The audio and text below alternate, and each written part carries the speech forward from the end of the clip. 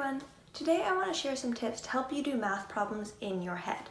And I know what you might be thinking, why would I need to do that? I'm going to have a phone, I'm going to have a calculator on me at all times, I'm never going to need to do math in my head. And you're right, but a lot of the math problems that we encounter in everyday life can actually be done faster in our head, and we don't really want to be reaching for a calculator all the time. To do that, we have to develop something called number sense, which is how we do mental math, and essentially that means our intuitive understanding about numbers and how they relate to each other. For example, when you take the numbers 5 and 462, you know intuitively that one of those is bigger than the other. Another part of it, and what we're going to be talking about today, is understanding how operations affect numbers. In other words, what happens when you add, subtract, multiply, and divide numbers. And to do that, we need to take large, complicated problems, break them down into smaller pieces which we can solve in our head, and then put them back together. So let's do some examples. Okay, let's start with addition. So let's start with a problem like 436 plus 24. So in school, we're usually going to set it up like this in a column, and then solve it in columns like this.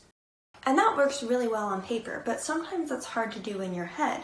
So what's better to do in your head is often just go from left to right instead of right to left. In this problem, we see that we have a hundreds place, a tens place, and a ones place. So the hundreds place is just 400. The tens place is the 3 and the 2, or 30 and 20.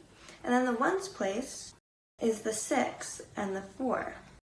So adding these all together, we have 400 plus 50 plus 10, and then that is going to equal 460. And oftentimes it's easier to think like that in your head. This leads me to my first big tip, which is to always look for tens. And in this example, with the 6 and the 4, that equals 10. This is going to be a theme that we're going to see throughout this entire video. If you think about it, it's easier for us to count by tens, right? It's probably easier to count by 10 than, say, to count by sevens or something like that. Let's take another example. So 9 is so close to 10. 9 actually really wants to be 10. And if we're going to add something to 9, like 6, it would be a lot easier if we were adding 10, right?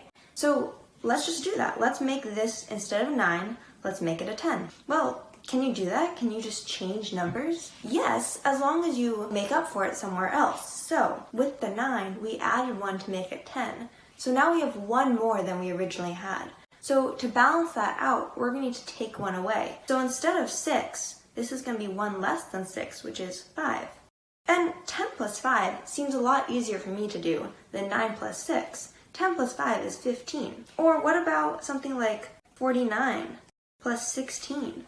Well, 49, the next closest 10 is 50. So we're going to make it 50. And now we're going to have to take 1 away from 16, which is 15. And 50 plus 15 is a lot easier to do in our heads because we know it's 65. So there's actually nothing special about 9. We can actually do this with any numbers if it makes it easier. So let's take another example like 48 plus 12. Well, 48 is also kind of close to 50, right? So instead of 48, we're going to write 50. Now, how much do we add to 48 to get 50? Well, we added 2. So now we're going to have to take away 2. So instead of 12, 12 minus 2 is 10.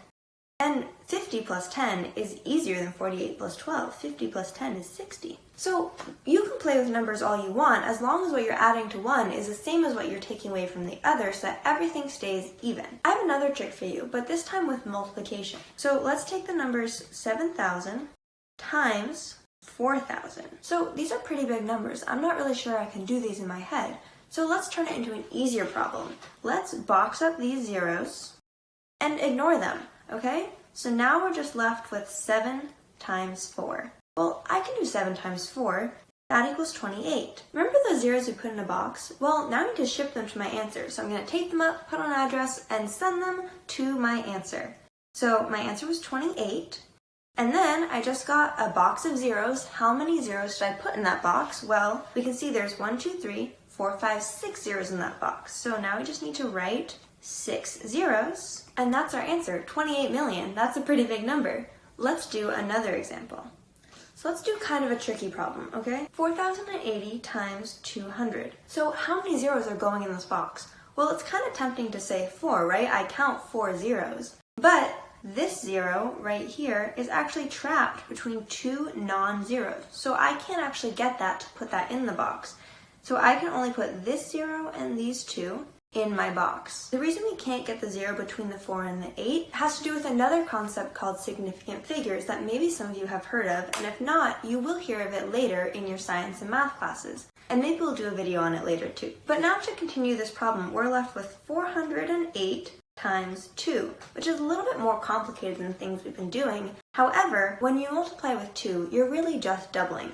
So that becomes 816 because 4 doubled is 8, and 8 doubled is 16. And then we can ship ourselves our zeros and add them in. So there are 3 zeros in that box. So now I have 816,000 as our answer. Similar to what we did earlier, I really wish this was 10. I wish I was multiplying by 10. So let's do that. Let's do 13 times 10 instead.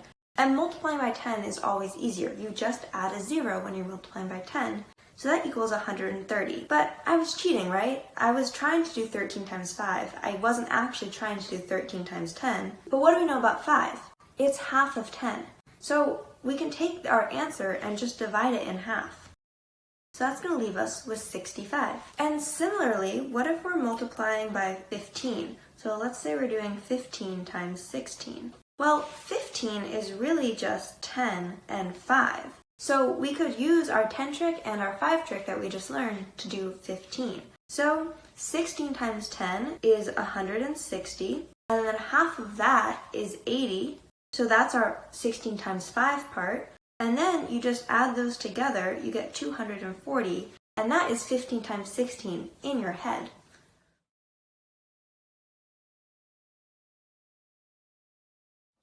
Thanks for watching and see you next time.